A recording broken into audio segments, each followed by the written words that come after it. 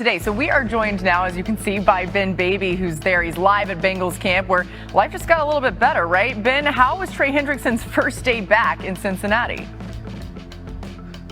Laura, you ask a lot of guys today, and it felt normal. And in fact, I spoke to defensive end Myles Murphy. He thought today was going to be the day he finally beats Trey Hendrickson into the building on his first day back. Myles told me he rolled in around 6:30 and 6:45, and nope. Hendrickson was already in the cold tub, ready to go. He was in meetings this morning, and while he wasn't practicing, he was definitely a very intense observer. I saw him working with a lot of the young players, including Murphy, who told me that Hendrickson was giving him some technique tips, such as how to work his shoulder in certain moves. He spent some time working with rookie first-rounder Shedeur Stewart in between drills. And in talking to guys, they appreciated having him back in the building. Quarterback Joe Burrow said that it's good to see his face here, and he said that Hendrickson brings a unique intensity, but it's something that is appreciated. They all understand the value he brings, and in talking to the guys today, they also understand the value of having someone like that in the locker room while they're trying to get things sorted out. Obviously, there's still no deal, and he hopes that they can get something done, but that remains to be seen if the two sides can work something out before the start of the season. All right, so the next time we have you on is going to be when they get this deal done. So maybe it's going to be like tomorrow or something. But it was good to see him back out there. And important that he's working with Shedeur Stewart. We've all said a lot of Stewart's success probably relies on Trey Hendrickson. Thanks so much to Ben Baby. Now, speaking of Trey Hendrickson, he also spoke to the media today. Here's what he had to say regarding his contract. I'm a firm believer of hard work works. The work I've done in the last 4 years, 5 years, 8 years in the NFL is done. I can't do any more at this time to rush the passer on Sundays. The hay's in the barn. It's just whether we agree or not. There are plans on not having to play under the current deal. So I think that's something we have a common goal to get to. I think that's the plan moving forward is like, you know, no distractions. I'm excited to be here. I think it's great seeing the brotherhood that's been created here, and it's special. So. We got Meg Tannenbaum today, Louis Riddick, Dan Graziano, the perfect group to talk a little contracts. Whenever somebody's talking about their contract and it's not done, I'm always trying to read between the lines with what he's saying there, but it's pretty simple. It seems like from Hendrickson. Graz, what more can you tell us about these talks between the Bengals and Hendrickson? Really haven't made any significant advancements over the last, I guess, couple of months. The Bengals believe they've put forth a fair offer. Trey Hendrickson disagrees, and at some point, one side or the other is going to have to make a move. But Trey Hendrickson, I mean, you listen. You know, he requested a trade earlier in the offseason because of the contract situation, but they couldn't find a trade partner. He really just wants the Bengals to find a way to make this right so he can continue his career in a place where he's been very happy. So it's about guarantees in future years, something the Bengals haven't done in very many contracts, Joe Burrow and Jamar Chase being the exceptions. But at 30 years old, Trey Hendrickson is not a guy that the Bengals feel great about making that move for at this point. So we continue to wait. Yeah, and Laura, what's interesting is TJ Watt and Trey Hendrickson are 2 months apart, Graz. So because of that, he's saying, hey, I've outproduced TJ Watt. We are the same age. Why should I take anything less? Over the last 2 years, I've led the NFL in sacks. And if I was the Bengals guys, here's what I'm concerned about. The $50,000 fines go away because he's now in.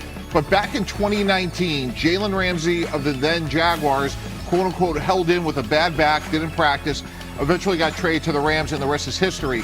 So now that he's back and not practicing, if I'm the Bengals, I'm trying to figure out a way to get this deal done. They had a great offseason getting Jamar Chase and T. Higgins extended, but until he practices, there is a vulnerability here that this keeps going on. And again, it's not often, but it did happen in 2019 where Jalen Ramsey was able to force a trade despite being in the building every day. Yeah, look, this almost seems too easy in terms of wanting to get it done. I mean, I get that. And Mike Brown has already stated the fact that, you know, he feels as though this eventually will get done because he said, quote, you know, these things have a way of working themselves out. I'll tell you what, I'm sure when he put his eyes on him here today, when you just looked at Trey Hendrickson right there, does it look like my man's been working out? Does it look like he's ready to roll? Oh, yeah. This dude is a pass rushing phenom now. I mean, look, he's strapped and ready to go now. And what's interesting about this is the fact that, look, I had this debate with Mad Dog on First Take earlier today when you're talking about guys who are already under contract and should they honor their contract versus, the teams being able to get out of conditional guarantees and, especially when it seems as though a contract becomes prohibitive to the salary cap and doesn't allow them to do the things they do. Like, they can get out of contracts, but players shouldn't be asking for more money. Look, Trey Hendrickson, I said this earlier today, he has so far outperformed his current contract, that it's not even funny. And this whole thing about, being 30 years old and maybe them having a little bit of an issue with trying to project his future performance. Look, he doesn't have a significant injury history. He doesn't have, especially in the recent past, over the past 2 to 3 years, he doesn't have those ups and downs in terms of his production or his availability. So projecting forward, obviously Cincinnati has a lot more information than we do.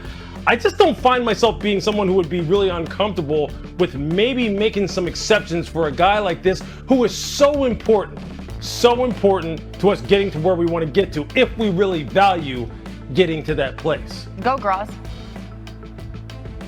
Yeah, the Bengals are uncomfortable with doing it for anyone. They didn't want to have to do it for Burrow. They didn't want to have to do it for Chase. But they did for those two exceptional players who were both 26 years old at the time they signed the extensions. So the concern is not about injury history or anything like that. It's about, at some point does the play decline and fundamentally about a front office that absolutely abhors the idea of guaranteeing money in future years in any contract they give out. That's a good reminder specific to Cincinnati. By the way, you heard Mike T mentioning TJ Watt. Myles Garrett and Watt, the only players with more sacks than Hendrickson since he joined the Bengals in 2021. His production cannot be denied. That's in the past, though. They're more concerned with the future. All right, there have been a bunch of injury news across the league. Isaiah Likely fractured his foot. Malik Neighbors injured his shoulder. Tyler Guyton is going to miss some time with a knee injury. Xavier Worthy is in concussion protocol. Christian Gonzalez hasn't been able to practice with a hamstring injury. We've got so many different situations there. You see Kader Kohu, he's got the knee. You also see Martin Emerson Jr., they're out for the year. Those two, unfortunate. Now, one of those notable injuries being Baltimore tight end Isaiah Likely, who suffered a small fracture in his foot on the final play of Tuesday's practice. He's expected to miss some time, but could be back for the Ravens season opener against the Bills. If Likely misses significant time, though, it'll be a huge blow to that Ravens offense, right? Baltimore tight ends caught 18 touchdown passes, including 6 by Likely.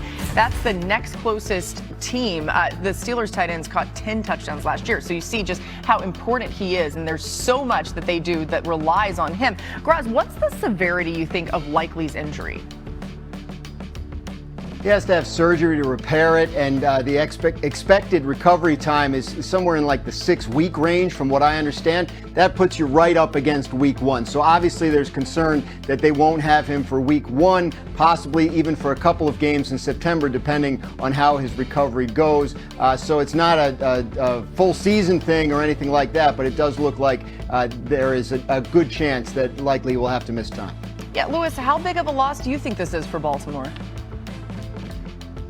Yeah, Laura, it's significant. He's a big part of their passing game. You look at his play time. I mean, last year it was right around 59%, just below 60. Mark Andrews just above 60 at 61%. So you know that 12 personnel, 13 personnel packages, 1 running back, 3 tight ends, 2 tight ends. I mean, this is a big part of what they do. And passing out of that is a big part of what they do. Isaiah had 1 drop this year on 60 plus targets. He's a sure-handed guy. He is someone that has continued to progress during his time in Baltimore. So to not have him on the football field for any amount of time, considering what the expectations are for Baltimore in 2025, is a significant thing and one that bears watching for sure. Yeah, look, I think they got somewhat lucky from a standpoint that hopefully he could get back maybe by the start of the regular season. And not all injuries are the same from a standpoint. It's the same offensive coordinator, obviously the same quarterback. And to Lou's point, yes, they do want to play a lot of 12 personnel. It was at the 6th highest rate last year, and he had 58 targets. But if you're going to miss time, you want it with a veteran.